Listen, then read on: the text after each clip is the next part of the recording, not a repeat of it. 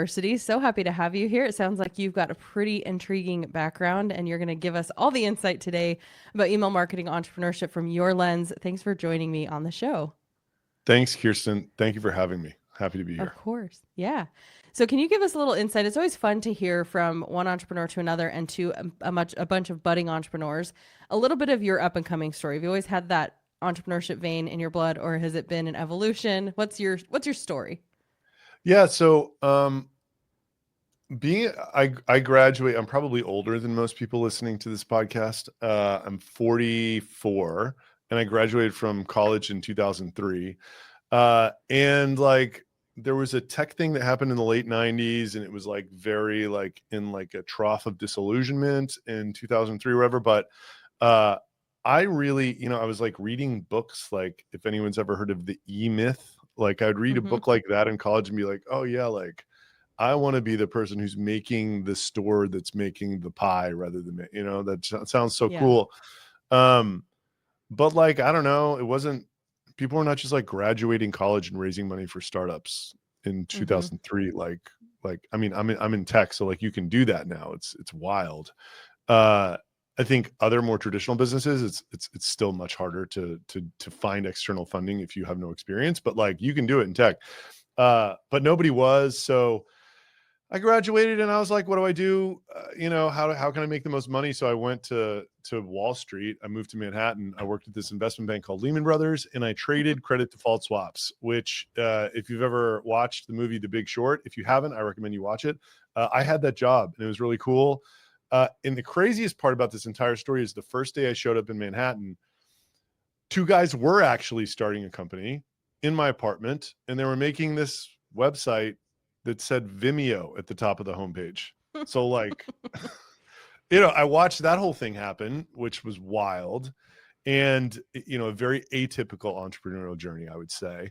Yeah. And I wanted that life, so there was this big financial crisis in 2008. It kind of like really changed the prospects for my Wall Street career, because what I was doing was, in my opinion, is being regulated out of existence. And it's now a much less exciting thing than it was before the financial crisis to do that job. And I'd save some money. So I was like, I'm going to just, go be an internet entrepreneur, like whatever Mm. the heck that means. And, you know, I don't know how else to say it other than, I'm in a great place now. Like I was not, it was just the longest and windiest road. I mean, I tried to like do something that I had zero transferable skills from my prior life other than like Yeah. a pile of money. Incinerated all of it, somehow got my first startup, which was like a newsletter app for small businesses to work without actually taking any external capital, which has been a godsend.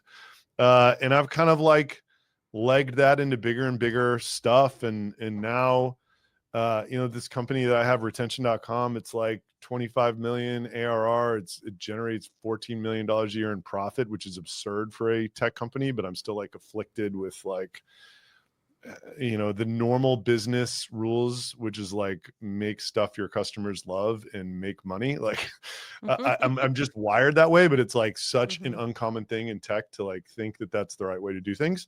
So yeah, every overnight success is 10 years in the making, right? And Yeah. like it just in the last couple, I started the path to becoming an entrepreneur in early 2012, launched our first product January 2014. It was brutal for like 5 years after that, 6 years Mm. after that. And then it started getting a little bit better. And then the last few years just started to get incredible, just because it's Yeah. like the team's great, the business is great. Like, at the scale we're at, like I have the resources to do anything that I want, but I don't have to answer to anybody. It's Mm. just a dream. I could have never, this is like all that I could have imagined when I like, set off on that journey so long ago. Do you think knowing what you wanted in terms of maybe this dream and this vision of entrepreneurship is what kept you going? Because I know that you talk about a windy road anybody who's been around for any length of time knows that that road has to be windy. It's just par for the course. So Yeah. I want to, maybe if you haven't even any specific instances where you can see most people might have just totally backed down, and what kept you going. And, now you're here. So sometimes it's easy to forget that, but do you have anything that stands out? So like my journey, look, I think people can probably relate to this. Like, we kind of like figured out how to do this one thing in my first company to acquire customers. And then that lead source ran out and we were stuck for like, Mm. years, like 3 years. We were stuck at 3 million ARR, and I had a tiny team. So like it was, kind of paying the bills and making money and everything, but it like wasn't a retirement plan. Like I needed to do Yeah. something bigger than this, which is not a great situation to be in, by the way. It's like Mm-hmm. very anxiety inducing. So what, I mean, I didn't. I think what kept me going was I knew that I could do something like what I did, right? So like I kind of like, but then again, like I had never done anything bigger than that. So like Mm-hmm. in so like I had enough confidence in myself, an entrepreneur, to continue and to just try to put, because I was just like, man, if this thing was just like double this size, it would just like, then it maybe could be a retirement plan depending on where I'm living or whatever, right?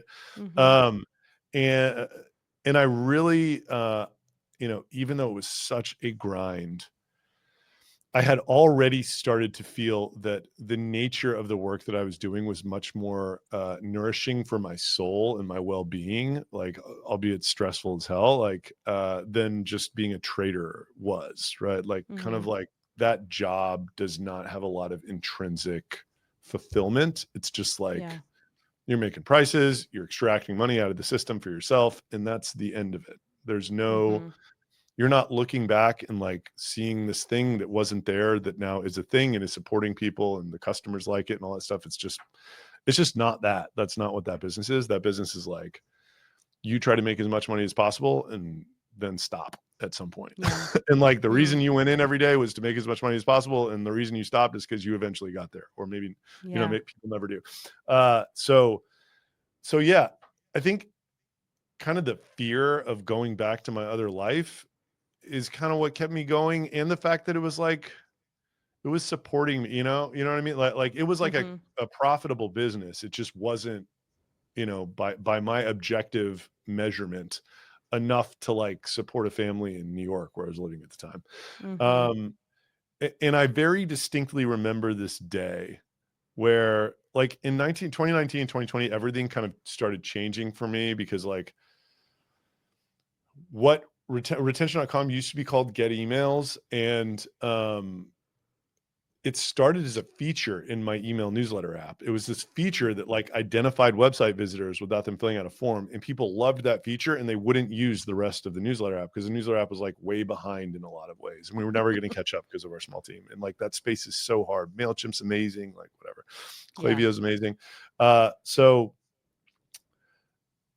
we spun that out and then connected it to everything. It just like grew like a weed from day one. It was just this Mm. really clear delineation of like, oh, I was living in the land of no product market fit before.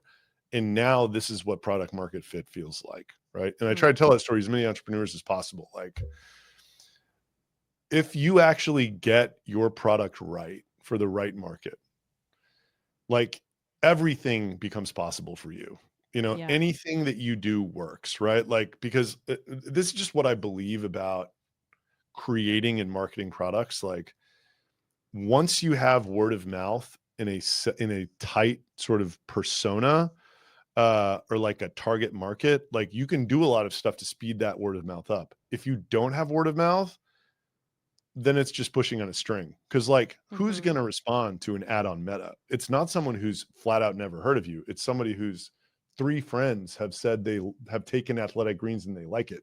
Then you see a Meta ad and you actually act on it. And like, I believe that, I fully believe that that's true. And I think the logical reason is the people with word of mouth are the only people who can afford to buy ads because they're the only people who can afford to who the ad actually works for. Mm-hmm. So yeah, it's like the sum of all of my life is when I created this new product that actually was novel and had word of mouth and was like new and hot and all of this stuff, everything changed and started getting better.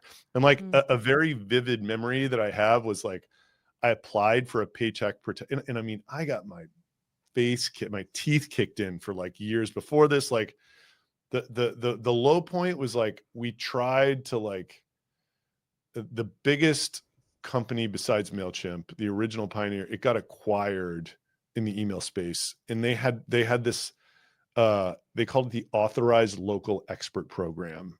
There was like boots on the ground people selling software. And the acquirer cut that program. And it was like hundreds of people that were super well trained and they spent $50 million putting it together. So the guy who was running it reached out to me. He's like, yo, like, I think you can pick this up and it would be valuable for you. Like they invested a ton in it. Tried to do that. It just did not work at all because like it was a branding effort for a very large company. And like, I just couldn't, it wasn't working on a unit economics basis to like make it sustaining for a tiny company. And to add insult to injury, you know, I wasted a ton of time and money trying to roll it all out, flying all over the country, trying to meet all these people or whatever else. And then I ended up getting sued by the company for hiring this guy during his non-compete, even though he was a California employee and they're unenforceable, but like, who cares? You know, it's like, and then I like broke my leg skiing that year. It was like this, you know, I was single. I was, you know, roaming around the country on my own, like trying to find direction and life and everything else. And then like, you know, this new product came and like changed everything. And like, I remember, you know, and then I like met this girl and like we moved to Austin and then I applied for a paycheck protection loan or whatever it is, a grant. Right. And like, I remember opening that envelope and getting $100,000 from paycheck protection money and being like, this is the first time I ever remember getting a break.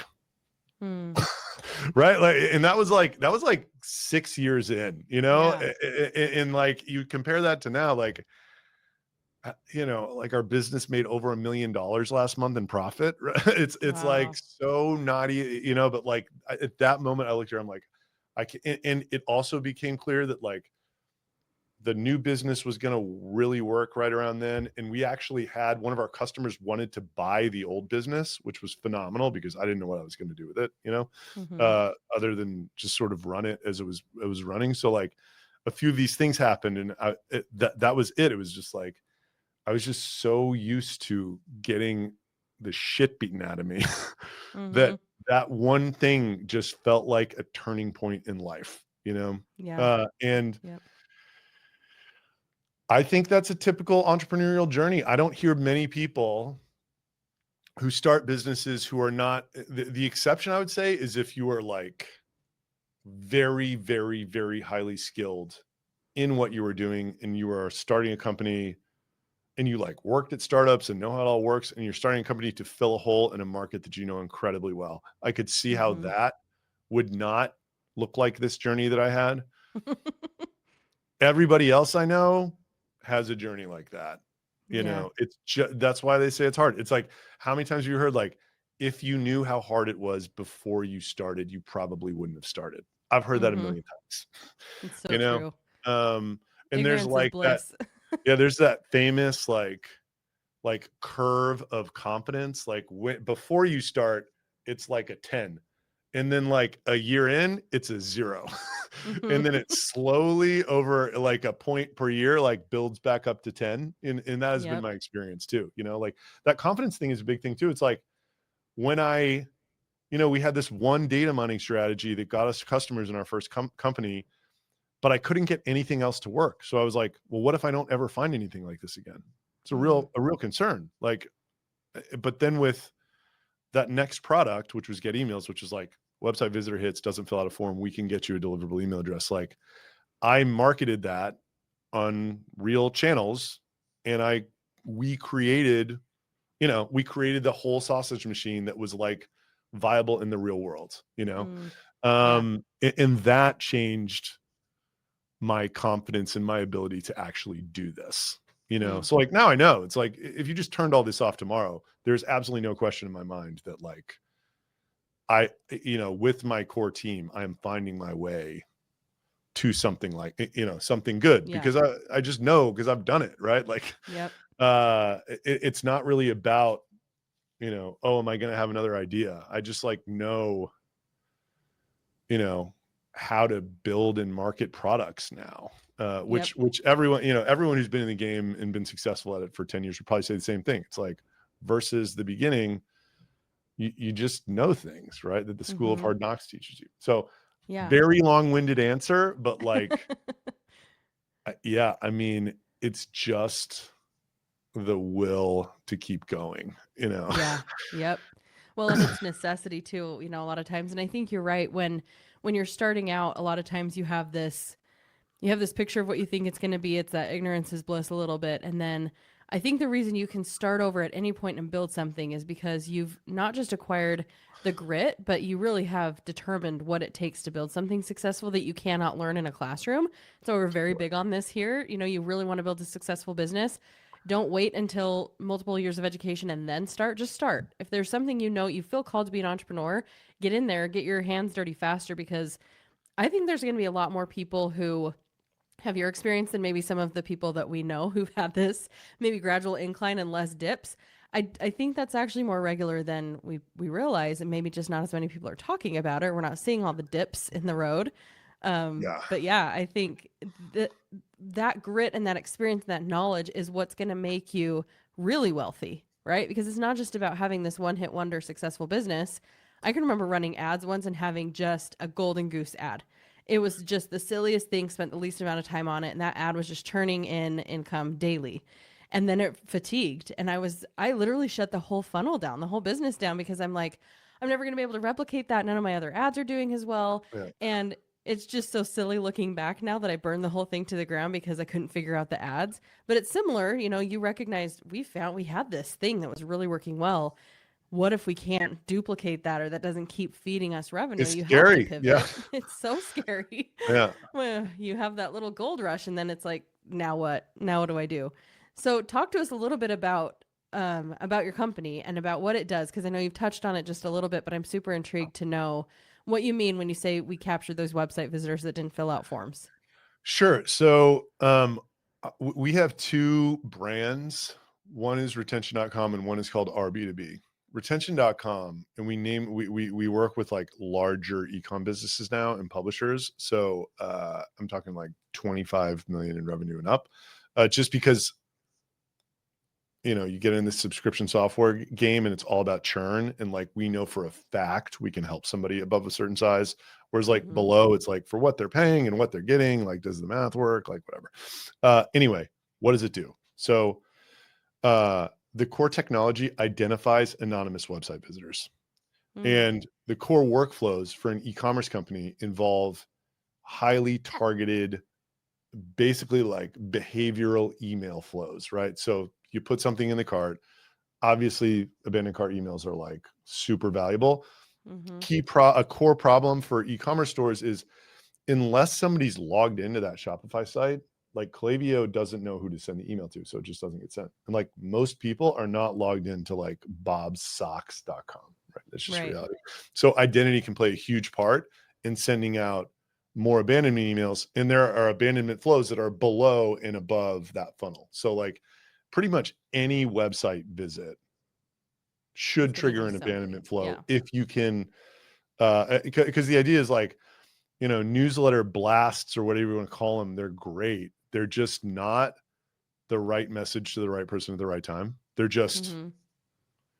you So know, blanket. Yeah. yeah, well, it's just like here, right? Here's, hey, first name, like, I hope you appreciate my personalization, but like those triggered behavioral emails are really incredible because they are the exact, it is the perfect time. It is the perfect content. It's the perfect channel. I mean, people like email. So that's the ecom side. And then in March of last year, we took the core identity technology and then like repurposed the way that the tech sort of like on the ecom side, it goes from visitor to personal email address. On the B2B side, it goes from the visitor to a LinkedIn profile. So like a business profile. And that's freemium, like smaller people can like hook it up for free to Slack and just like see these people coming by their site. Larger, farther along companies in B2B, you can run it into Salesforce or HubSpot CRM. And then if a company or a person comes by that's in that CRM, then the account owner, the rep, basically gets one of several workflows. It's like it either alerts them or it like starts some automated outreach or it like adds to a lead score or something like that.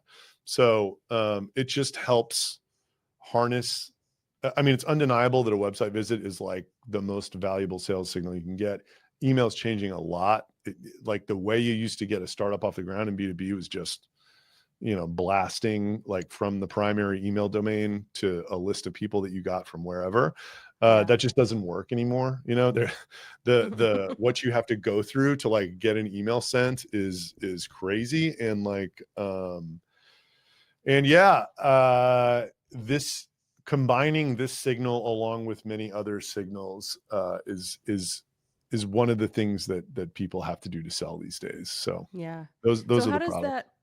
that, I hate to use the word like, how is it ethical, but what is it doing? Because it sounds like, oh, you didn't put your email in, you're not logged in. So how are you able, and maybe this is a technology thing, but what does that look like on the back end in terms of what is, you know what I'm saying? Like, how am I Yeah, scraping that and yeah. collecting And that? by the way, the ethical question is a completely valid question. Yeah.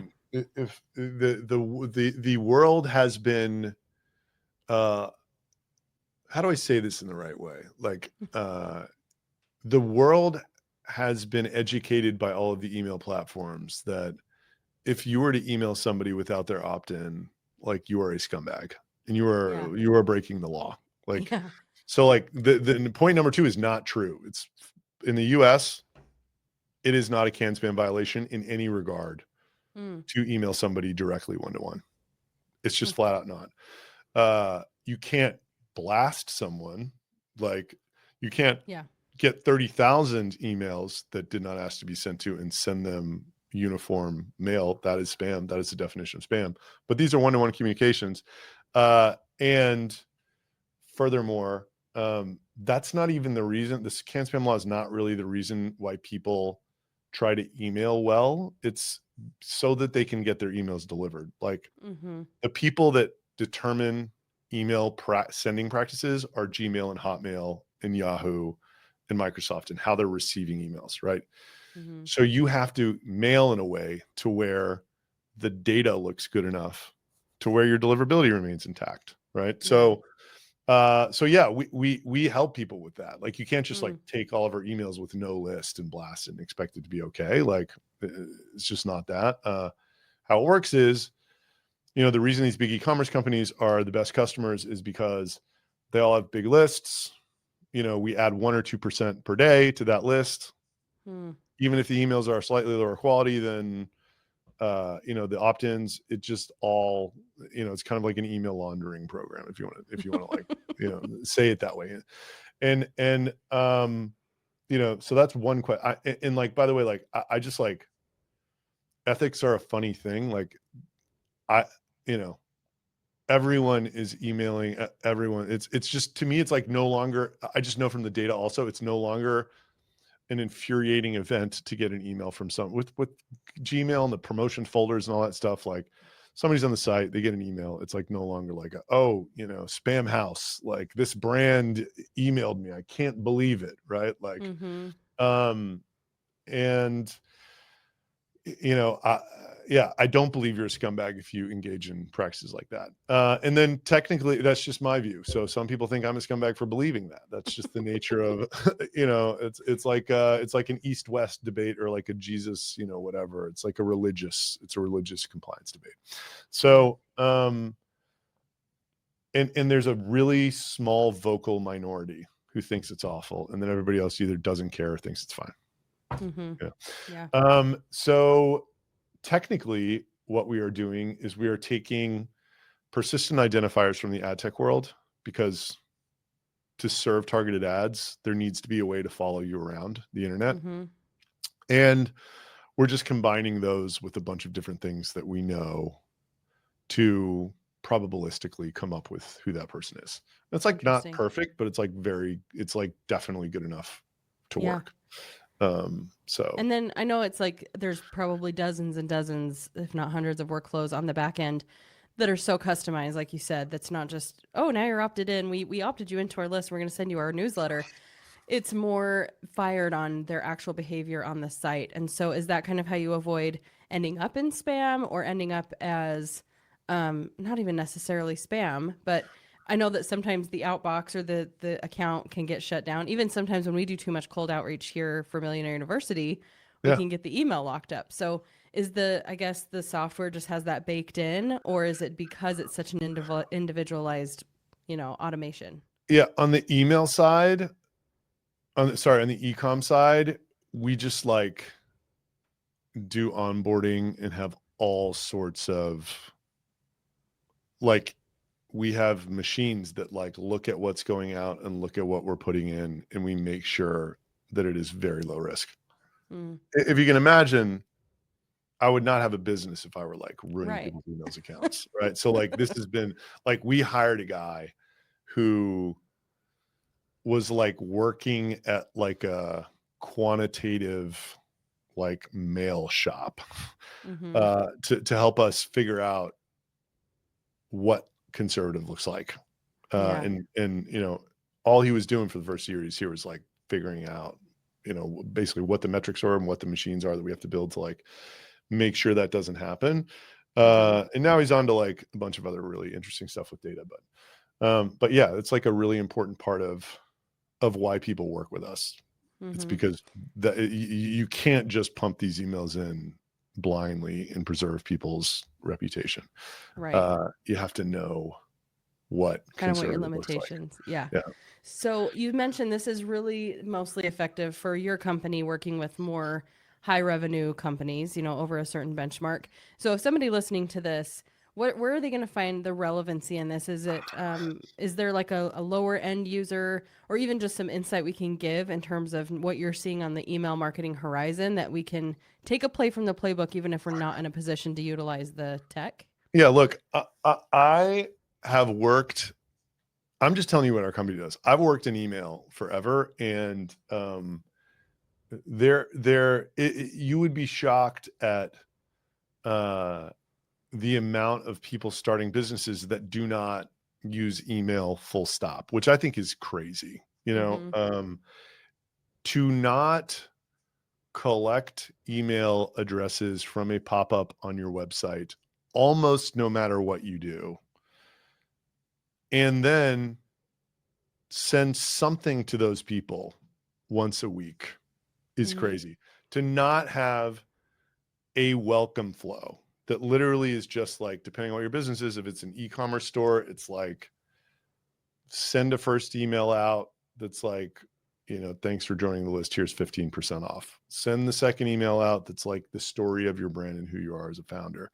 Send a third email out that's like the most popular things that you sell, right? And Yeah. if it's an info or coaching business, it's like, man, you got tons of content, like put them in a super long drip, Mm-hmm. but you know, not setting up email 101 and and critically getting yourself in the habit of sending some newsletter out like once a fill in the blank week or two. I think it is just crazy to me that people don't do that, because like that is the most valuable channel that there is. Mm-hmm. So that's that kind of email. Then there's a type of email that you referenced earlier, which is like, we sometimes get, our domain shut down for sending cold email. And cold email typically is like the B2B domain. Mm-hmm. Um, and anybody in B2B, it's just getting harder and harder to do this. And there's a couple platforms that have emerged. One of them is called Instantly. One of them is called Smart Lead.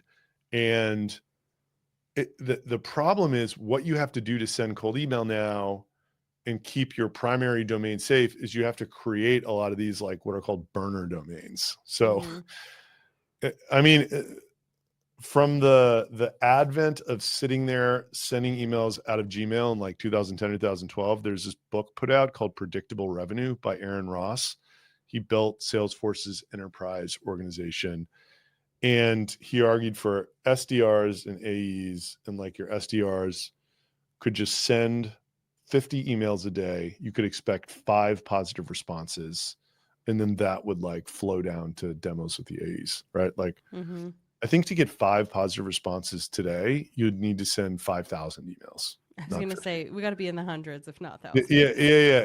It's if you're in the hundreds, you're doing great, right? So, you know, I don't know how much longer this will last because it's this cat and mouse game between the spam filters and the way you have to do this. But like, you can go sign up for Instantly. You can go, you know, if my domain's retention.com, it's like getretention.io, like, you know, goretention.net, right? Like you buy a bunch of these domains. And then what Instantly allows you to do is send 2 emails per domain per day. And you can get out your 500 emails that way. You go 2 inboxes per domain and then 2 emails per inbox per day. And bless you. And the whole reason this works is because the spam filters actually let in brand new emails off of brand new domains to see how people interact with them. So like what happens is 9 out of 10 times no one hits spam, and then the next one goes through, and then the one they hit spam on, the domain's burned anyway. It just gets rotated out of the rotation. So like that is like the tech stack of having to send B2B, of how you send B2B cold email now. But like, I think the more important part of sending cold email is like the product market fit aspect again. You know, we launched RB2B, which was this free person level website visitor identity tool in March of last year. At the time, we got a bunch of copycats now. You could not get that anywhere. There were ubiquitous tools that did company level ID. No one was going down to the person level. Not only that, none of them were free. So like we showed up with this crazy offer. Unsurprisingly, cold email worked great because the offer, it was like so clear, and it was like free, and it was something you obviously wanted, you know? So like we were getting a lot of positive reply from this cold email thing. Whereas like, you know, I talked to a lot of early stage founders, people be like, connect me with your cold email guy. And they do the exact same thing, exact same strategy, literally crickets, right? So like, it kind of comes back to what I was saying about product market fit in the beginning. It's like, if you do not have product market fit, which can kind of also be defined as like word of mouth, you are getting multiple referrals per week. Like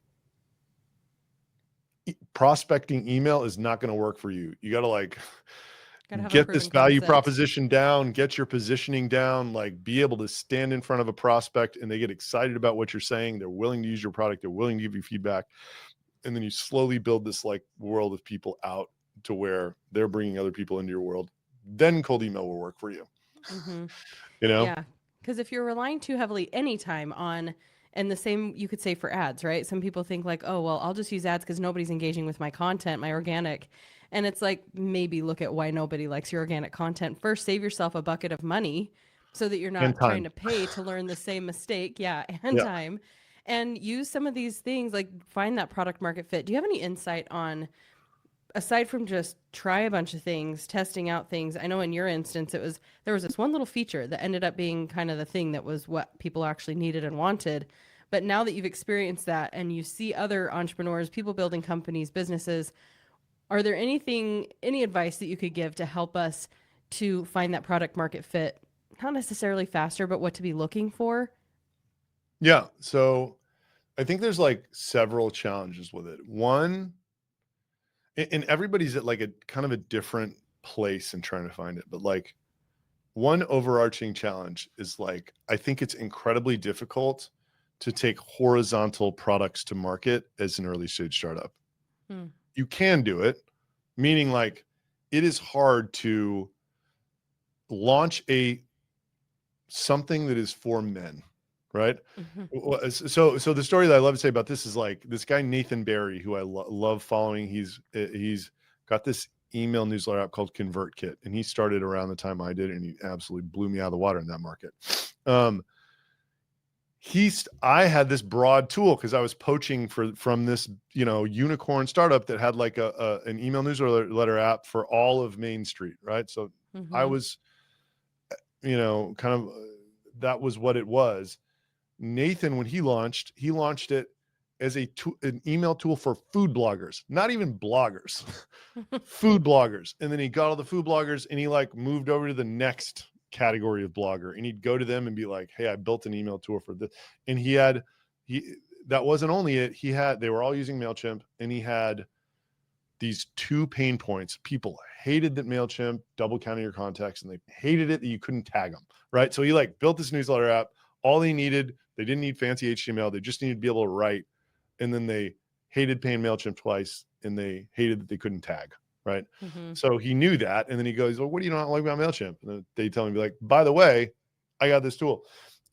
So one is like, you got to figure out the tightest possible niche that you can build for, and then literally figure out how you're going to get in front of them. I mean, Mhm. standing in front of them is the best. Get intros to Zoom calls from however possible. Go to trade shows, like try to figure out who you're going to talk to in advance. It's really hard in the beginning, but you have to, Mhm. you have got to figure out how to get in front of prospects. And then you've got to say one line about what you do, and it makes them stop and want to hear more, right? Yeah. Unless you can do those two things, you have nothing. Mm. Literally, Yeah. because like that's what an ad is, right? It's like, can you put something in front of someone's face that makes them stop and be like, I need this, right? So Yep. like the early stages, like you are running ads, but it's out of your mouth, and you're like watching whether you can stop somebody or not. And then Yeah. can you tell them for an additional 2 minutes about why they should like give you a chance and use your thing and provide you feedback? Like, and then you just need to like get in this loop of getting the feedback, prioritizing it, building it back into your product. And then eventually they're going to be like, I can't live without this, you Mhm. know? But that takes a long time. And that is where, a lot of the early stage founders that I see, they kind of put the cart before the horse. It's like, oh, we've been at this for a year and a half, and, we're starting to do some ads and some whatever. It's like, man, unless you are getting those referrals that you are not asking for, those ads are Mhm. not going to work. Yeah. Like the cold email, like I would spend your time, literally like flying to a trade show, trying to hold up a pad and paper to explain in a diagram, like how, you're going to help somebody in like what, figuring out why they wouldn't buy it, right? Like Mhm. what would need to be different. And then once you have that, I still think before you run ads or whatever, you try to find influential people in those ecosystems and get them on board, Mhm. because they're talking to everybody and they love talking Yep. about new stuff, right? Yeah. Then if you can do all of that, then it's like, okay, let's talk about like how we speed this up, right? But Right. How do we get more people? the initial traction is just so manual that it even exhausts me to talk about it. Yeah, but it's the Like essential that's first just what it steps, is, right? Yeah, it is what it is. And I think I've been talking about this a lot with guests lately. We have this ideal, and oh, this is what I'm trying to create, and I shouldn't have to do the grit. I shouldn't have to do those entry points because we have technology, or I can just run ads, whatever feels like the easier. And it's that whole concept of you choose your hard. You can do the thing, you can stand there at the trade shows with the notepad. And as you were saying that, I was thinking, and do you even know what you're going to write on the notepad? Like, do you even know your 2-second pitch, right? Not even getting into the 2-minute explanation. Cause I think there's been times when my husband will see me off in Neverland and he's like, tell me exactly what you're solving here. What's the problem you're solving? What does this actually do? Yeah, And if I can't articulate that, I just have a concept. I don't have really anything that I can actually sell.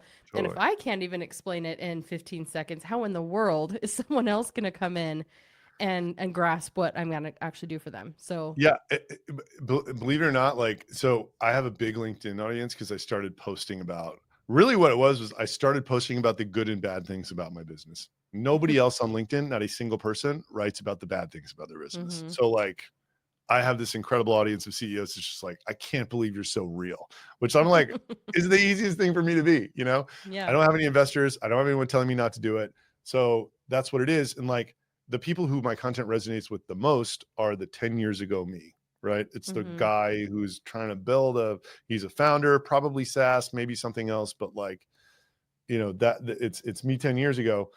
And all of these guys have this problem. So like we literally started a community around trying to just make people realize that they need to not put the cart in front of the horse. And Yeah. it's just like, yo, get yourself in this customer discovery loop. You will either hate it and quit, which will be a service because you weren't going to get there the other way. Mm-hmm. Or at the very least, you will save a lot of money on wasted ads and like time setting up this email thing. Yeah. So Yeah. yeah. And I think a lot of times where we can start to go with that is the cost, not only of the running ads, but the time cost, not just in you're sitting there waiting for that to happen, but all the things that we do to fill in the gaps and do busy work as entrepreneurs because we think, okay, we're building a business. So that means I need to have all these things set up and you don't even have a proven concept or product that you Oh have yeah. That's validated in the another, marketplace. yeah, that's another massive, and everyone does it, which is why we're Yeah. laughing, right? Like Yep. before I was gonna be an internet entrepreneur, and literally like a year and a half before I had charged anyone $1, I had like a little VoIP phone system put in my, whatever, right? Like all this stupid stuff. Like I wasn't making content, but I read somewhere that I needed cameras if I did. So I went and bought these expensive all Oh, this yeah. nonsense. People want to like create their entity before they've charged anyone $1. It's like, hold off on making the LLC. If you're still doing this in 18 months, I'll show you how to make an LLC. Yeah. There's a you know? lot of carts we put in front of the horses Yeah. for sure. And I think it's a stall tactic sometimes because it is hard. It's challenging to get out there and have conversations and be vulnerable and to take your ego out of it and be willing to have people say, well, that doesn't make any sense. I don't need that. I already have XYZ. And it takes a certain measure of bravery to have the hard talk and have people show you where the holes are and the gaps are and what you're trying to create. But that's where you find it too. And I think your story is interesting because you were already doing something you acknowledged now. Maybe you knew then, but looking back, you can see this was not a product market fit. I was competing with some really big players and it just wasn't going to happen with the team size. And it's so cool that it was right there, kind of standing right in front of you on the site. This other little micro feature that became now the macro. Mm-hmm. For a lot of people, they don't even create the thing that isn't necessarily going to be the cash cow because they're trying so hard to find the piece that's going to work for sure. But you just have to start with something. And I'm sure looking back now, you would know you were never going to find that if you hadn't built the business that you ended up selling. Never. People are like, what would you have done differently about knowing what you know now? What would you have done differently about your first company? I'm like, well, knowing what I know now, I wouldn't have started it. But like, I didn't know what I know now. Mm-hmm. You know what I mean? Like I just can't even explain to you how differently, like I wouldn't even have thought that was a compelling opportunity to go after if you presented that to me now. Yeah. But like knowing nothing, it sounded like the greatest thing in the world, Mm-hmm. and having another experience. And then another thing that I would say, one thing that like a rule for early stage founders that I love, for software people, which like I think we can like do some adjustment to this statement and make it apply to almost everybody. In software, it's like if you're not talking to prospects or customers or building software, you are wasting your time. So literally anything else this busy work, this like, we need this, we need that. It's like, no, you need two things. You need to figure out how to speak to more customers, and you need to take what they are saying and intelligently build it into your product. That is it. Like you don't need tools and you don't need ads and you don't need, this collaboration software and like all you don't need to get coupons on laptops. It's like the only thing that will matter in the long run are those two things. And like, I think you could apply that to almost any other business too. It's Yeah, like, you totally could. but it's hard because you hear all this stuff and you're like, what am I doing? You go read a bunch of articles and it's like they're sending you down these rabbit holes. Like none of them matter except for that. Yeah. you Well, know and it's know what you're consuming and its relevancy because even from where I sit, sometimes I'm talking to people at all various levels, and it can be easy to say, oh my gosh, yeah, I need to incorporate that. I should totally look into this software, this app. And the truth is, unless it's at a point where it's relevant to me, it's just information for later. And Yeah. I've experienced this. My husband and I, we've started multiple endeavors, and there are times we've invested in things that are really for scale, like add-ons to softwares and things like that, because we're already thinking ahead. Well, when we have hundreds or thousands of people, we're going to need this, but we don't need it right now, and so we're pretty much just lighting money on fire in the Yeah. anticipation of problems we're going to have that we don't even have yet. At Yeah. the heart of it, we need to just focus on the problem we have right now, which is getting more customers through the door. And then when scaling discomfort becomes a problem, we add on those things. But I Yeah. think it gives us the illusion of, oh my gosh, we're such competent, we're CEOs, we have this company, we have these people and these things that we are acquiring, and it's really not. It's you kind of stop playing house with business and really think like a business owner and the way a CEO engages and builds a business, and you have to start with a customer base. So I think Yeah. that's our strongest takeaway today that we have talked about is so crucial to the success. Yeah. I Yeah. agree with all of that. Well, this has been really insightful. I appreciate it. I love hearing the hero's journey, and everybody's looks different. And I know that you would look back on yours and say that was crazy. That was quite a mess. And it's so cool to have you sitting here in front of me today and able to share that insight with people, because if we can help shortcut the journey for anybody listening, and you can recognize in yourself, it takes you stepping back and being willing to look at yourself honestly. Hopefully we've saved you thousands of dollars, millions of dollars, and you're going to get to that finish line a lot quicker. So thank you, Adam, for the vulnerability. And I love that you keep it real. Hey, thanks. Real is all I got. Yeah. Well, I'm glad you brought it here today. Any final thoughts for our listeners? And then also give us, I know you mentioned LinkedIn. We can link to everything in the show notes. Anything else you want us to let everybody know about? Yeah. If you're a B2B company, check out rb2b.com. If you're a big e-com, check out retention.com. And then, hit me up on LinkedIn. Cool. All right. Thanks, Adam. Thank you.